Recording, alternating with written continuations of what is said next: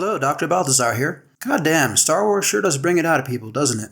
The latest box of fireworks the assholes at Disney have thrown on a dumpster fire, that is Star Wars, is the announcement of the director of the next movie production, slated for release in 2026, Star Wars New Jedi Order, which appears to be Kathleen Kennedy's next attempt to get the Rey Palpatine character she has such a lady boner for over with general audiences. After Bob Iger made the admission that Disney had gotten itself too wrapped up in messaging and lost focus on entertainment, there was a glimmer of hope that this would mark a course correction, rather than just pay some lip service to the various criticisms directed at Disney's movie productions that the box office returns from 2023 have pretty much validated. With this project still in development, we're forced to say there's either non-compliance in the Lucasfilm's department when it comes to toning down the social-political agenda, or Iger's remarks were just lip service.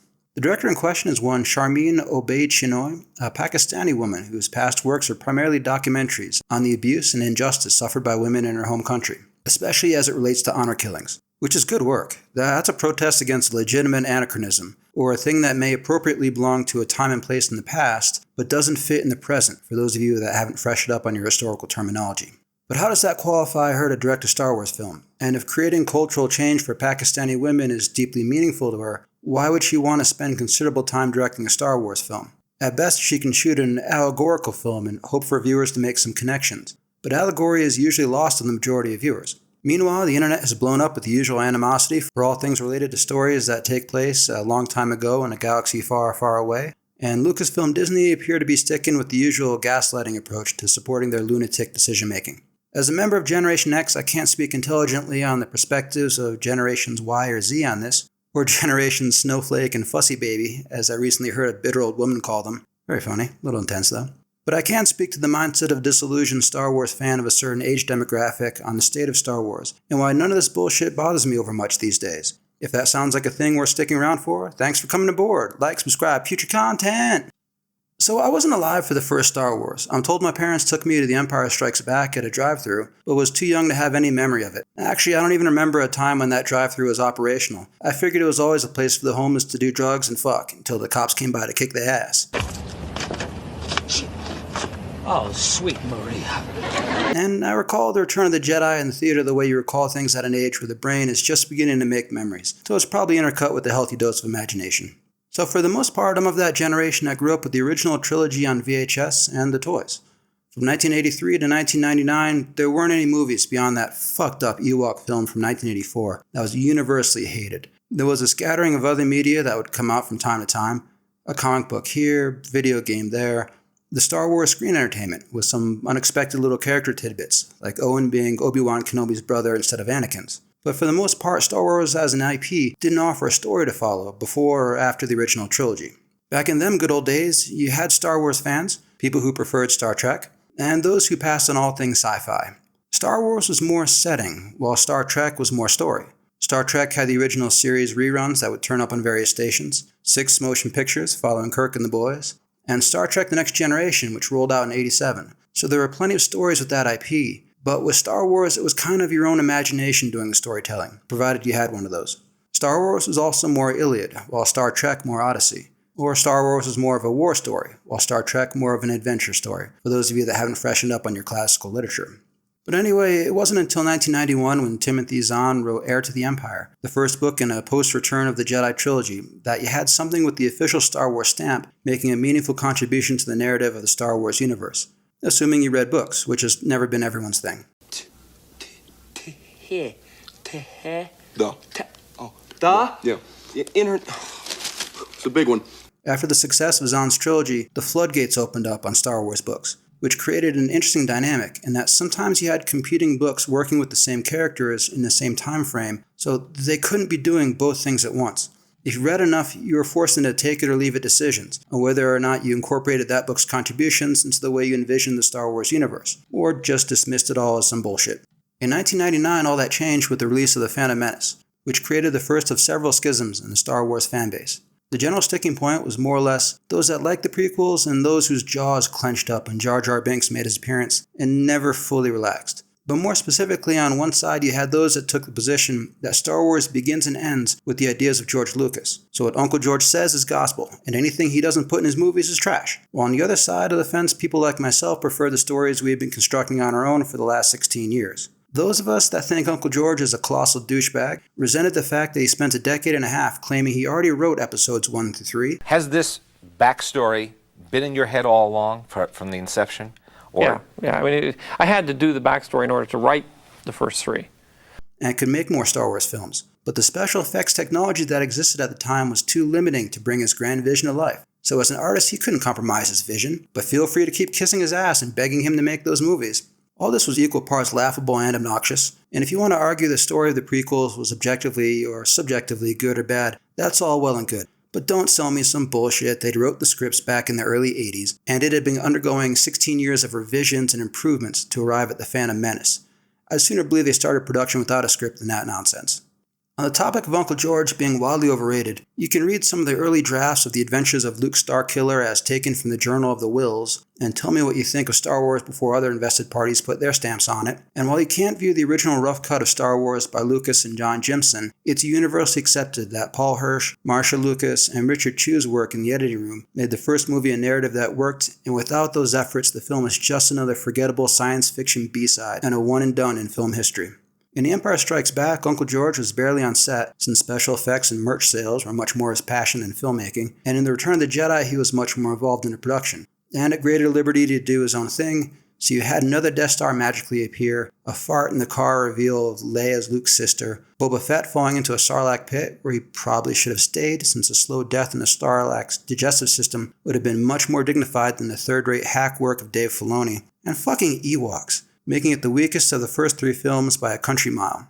And that's before we get into the revisions he made on the films for their re-release to theaters in 1997, which South Park adequately explored in the 9th episode of their 6th season, and I'll say no more on it besides, of course Han fired first, you fucking ape. Yes, I bet you have.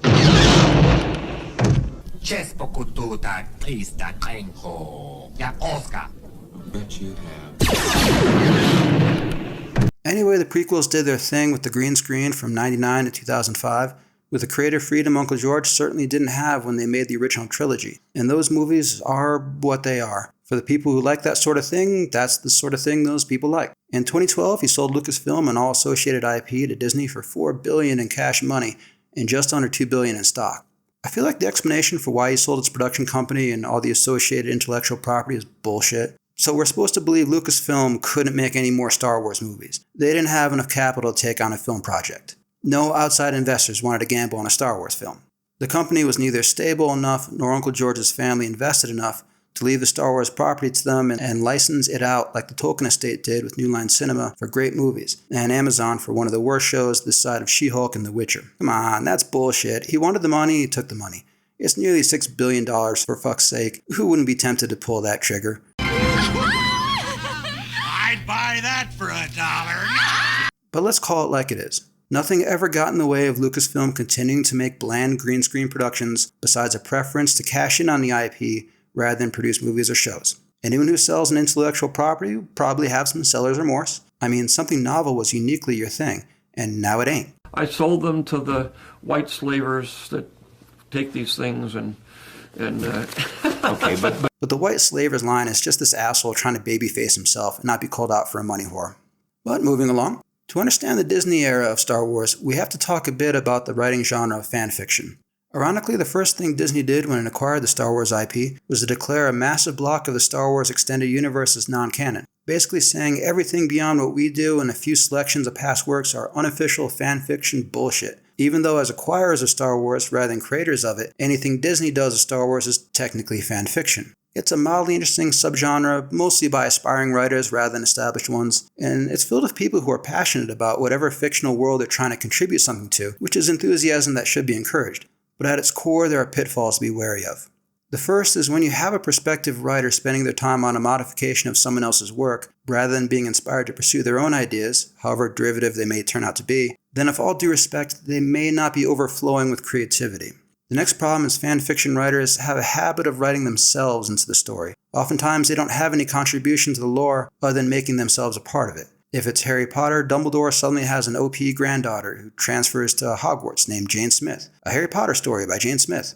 If it's the Twilight Saga, whatever James Patterson's character is called realizes whatever his girlfriend's name is a busted hag, and dumps her for the new girl who transfers to whatever the high school is called, named Jane Smith. A Twilight story by Jane Smith. You get the idea. This isn't to say all fan fiction is trash. The overwhelming majority of Star Wars products are fan fiction that got the stamp of approval from LucasArts or Lucasfilms. But these pitfalls exist, and Disney has shown they love to dive headlong into them. You can spend days on end watching plot breakdowns of Star Wars movies and shows on YouTube, so you don't need my contribution to any of that.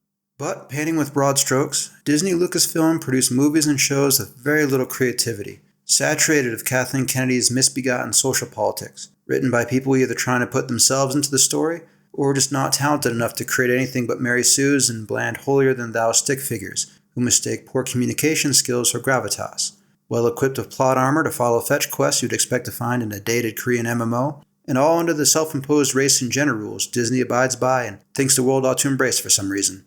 In the days of the saloons, a wretched hive of scum and villainy you're unlikely to find elsewhere in the galaxy, there was a fairly universal rule that politics and religion were not topics of conversation that would be permitted. This was legitimately a thing, because these conversations would inevitably lead to disagreement that would escalate into barroom brawls.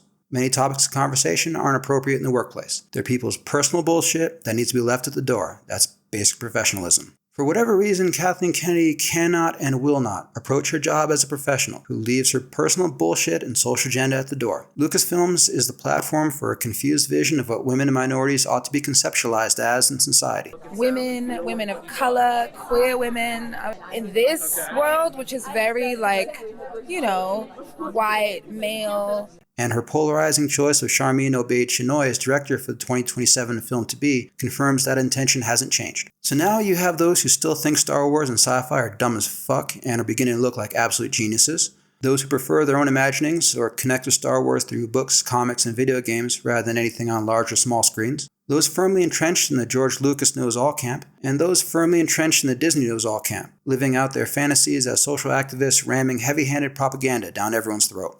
Complicated fan base. In the early days of cinema, the whole movie industry was viewed as something mildly controversial and decidedly un-American. It was perceived as a lower-class, Jewish immigrant thing to be kept at arm's length by people of good standing in society. The approach the early studios took to that attitude was to produce comedies that were self-deprecating and inviting to all audiences rather than go on offensive tirades demanding the public change their views to something more beneficial to their business interests or personal sensibilities. And by taking this soft-sell approach to converting naysayers, rather than attacking them, and threatening anyone of similar nays they may wish to say, they transformed a ranch and some citrus groves in Southern California into the largest entertainment complex in history.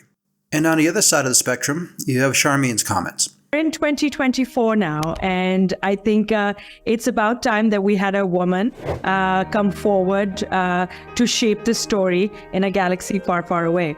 This is gaslighting, because its intent is to make anyone who harbors doubts about her qualifications to direct a Star Wars film think those doubts are a result of deep-seated misogyny, rather than fair judgment.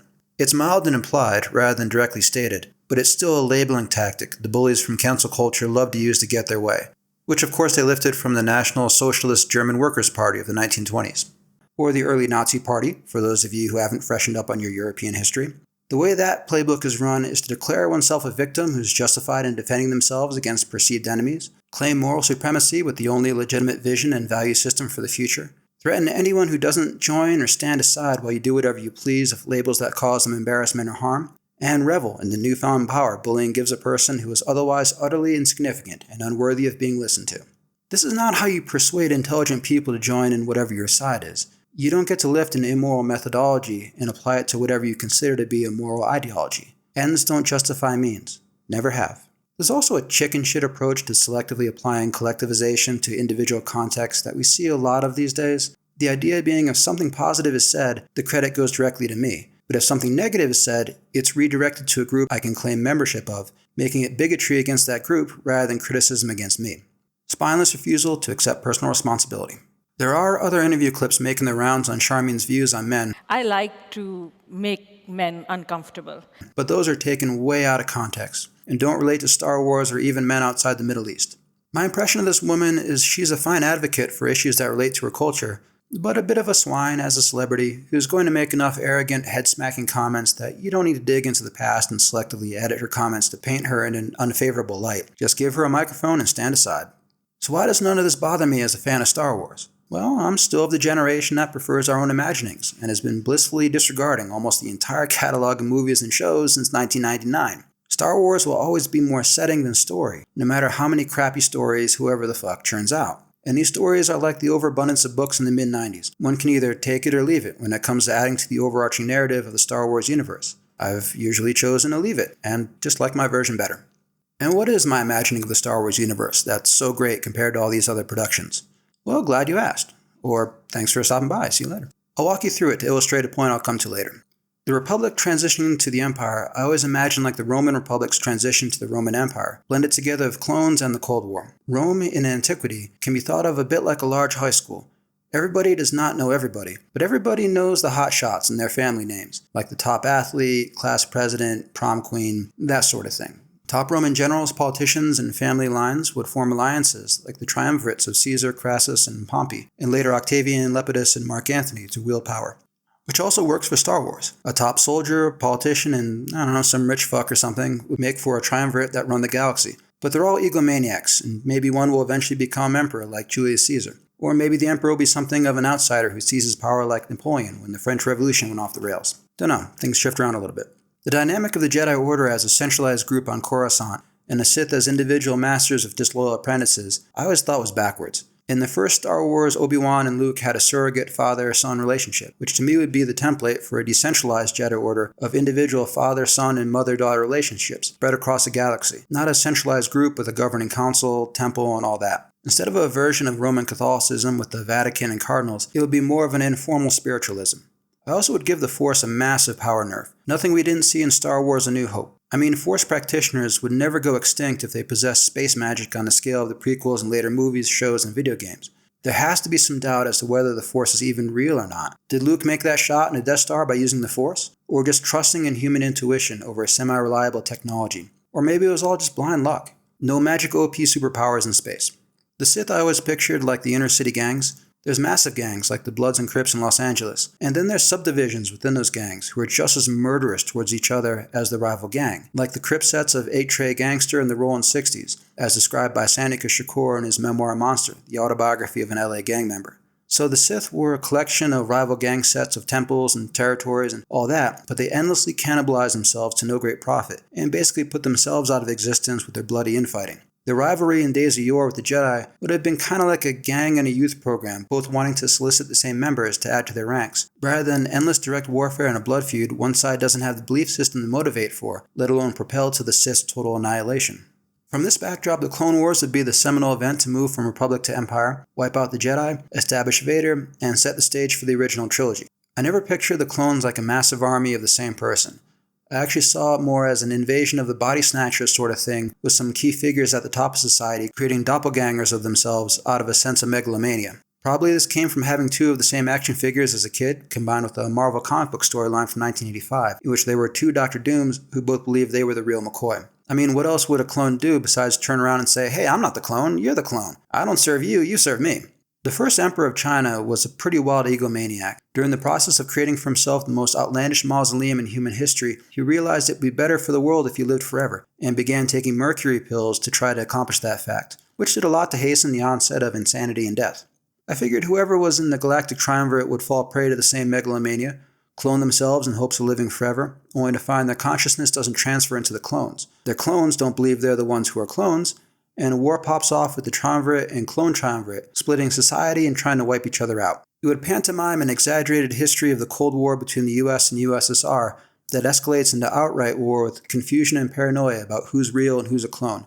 A bit like Blade Runner and Invasion of the Body Snatchers from film meets McCarthyism and Stalinism from history.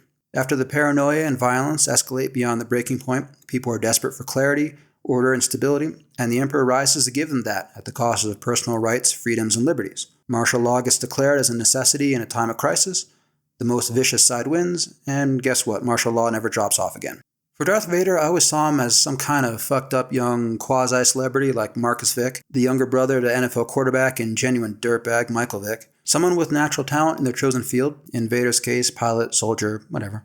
Born to privilege as part of a family legacy that grants him unearned fame, a personality that's inherently self-serving and egotistical, unfamiliar with consequences of any kind, and disinterested in anything that doesn't directly benefit him, as young celebrities often are. Before the Clone Wars, he's a rising star destined to inherit a position of great privilege. But in a moment of moral misgiving that will flash again in Return of the Jedi and a much-reduced redemption arc, Obi-Wan talks him into joining the Jedi Order and trying to do something noble but ill-advised, similar to a son of a senator or professional athlete volunteering to fight in the early stages of the Vietnam War and getting mutilated for it. Instead of being thanked for his sacrifice, he gets spat on the way the Vietnam vets were savaged by an ungrateful public when they returned home, and the belief system of the Jedi Order never really took hold since he was too old and close in age to Obi-Wan to form a father-son relationship. Following Obi-Wan's moral compass got him disfigured early in the Clone Wars, as opposed to losing an actual fight to Obi-Wan, so he blames him in an indirect way rather than a direct way, which is why he hasn't been relentlessly hunting his ass down the past 20 years. When the Clone Wars end, it's wiped out both the family and social order Vader was destined to ascend to the upper echelon of. Nobody treats him like a celebrity, or even shows gratitude for the sacrifices that left him disfigured, making him bitter and disconnected from people in general. He got enough experience with the Jedi to be introduced to the secrets of the dark side, which he embraces. He's angry and getting revenge against the world for not being what he thought it should have been when he was still a cocky youngster. And he's empowered to be vicious by the Emperor, who slaughtered his way to total victory and wants to use terror to maintain order. The Jedi I'd also position as pushing for peace rather than victory during the Clone Wars, which is what makes them wildly unpopular with the general public. Hermann Goering kind of sums up the response the public has to those who call for peace when emotions are running high. They're unpatriotic and exposing the country to danger. The Jedi have to go out of existence because there's doubt about their powers and a strong dislike for their beliefs. The idea that space magic wouldn't interest anyone, or that every Jedi across the galaxy could be assassinated when you have an empire to consolidate and other shit to do, feels unrealistic. I wouldn't fuck around with the first Star Wars, the Empire Strikes Back narratives, other than losing the Force Ghosts. Death has to have finality, or who cares. But in the Return of the Jedi, I wouldn't have Darth Vader as Luke Skywalker's father. I was with James Earl Jones on that one. When I first saw the dialogue that said, "Luke, I am your father," I said to myself, he's lying. I wonder how they're going to play that lie out. As a liar manipulating a child of a man he murdered, he's a truly sadistic villain. As the actual father of Luke, he's just a limp dick, deadbeat dad. Nor would I have Luke and Leia as siblings. It makes their interactions in the first two movies creepy as fuck. And the universe doesn't need to be the size of an apartment complex. I also wouldn't have another Death Star turn up. That should have been like the German Navy losing the Bismarck on her maiden voyage in World War II. Just too much of a material investment to even consider trying a second time after calamity followed the first launch. I also would have been tempted to dedicate about 45 minutes to murdering the Ewoks with the AT-ST. Fuck the Ewoks. Fuck them. Now, the appropriate response to all these imaginings is to say that is some of the stupidest shit I've ever heard. What you just said is one of the most insanely idiotic things I have ever heard. At no point in your rambling, incoherent response were you even close to anything that could be considered a rational thought. And in no way does it even mildly relate to Star Wars, which is exactly how I felt since 1999. It's a joy to finally be comprehended. There seems to be very strong feelings that Star Wars is supposed to be a specific set of things with very strict rules that must be abided by. The Lucas camp with one set of rules, and a Disney camp with a very different set of rules. But the point I was making with outlining my version of the Star Wars universe is it's a fascinating enough setting that it's easy to swim together bits of fiction and nonfiction from other sources to arrive at your own story. And I think many people over the years have done that very thing, creating expectations that will never be met. So anything Disney does with Star Wars gets a, you just don't get it response out of me, and possibly others like me. While the George Lucas camp screams, it's not what Uncle George would do, Disney camp screams, you have to love it or we'll call you names. And to make matters worse, the movies and shows are badly written, with questionable intentions and directed by grade A shitheads. Maybe I should have gotten into Star Trek as a kid. Why have you... Why you only calling us when you got your dramas? One of these days we'll repay you, we'll stay you. Gonna draw your last breath. Actually, no. I definitely should not have done that. Anyway, for those that wish Star Wars wasn't such a cultural war zone with shitty storytelling and heavy-handed messaging, my prescription would be Zahn's Thrawn trilogy. Yes, it's okay to read a book now and then. The First Knights of the Old Republic video game. Yes, it's okay to play video games now and then. And, fuck me. My prescriptions usually come in threes. Well, maybe watch the 1978 Star Wars Christmas special before watching something Star Wars. It'll be that much more palatable by comparison. Actually, no. You definitely should not do that. Anyway, I'm Dr. Balthazar. Thanks for tuning in. Like what you like, don't what you don't. That's all your call, Kemosabe. Take it easy, everyone.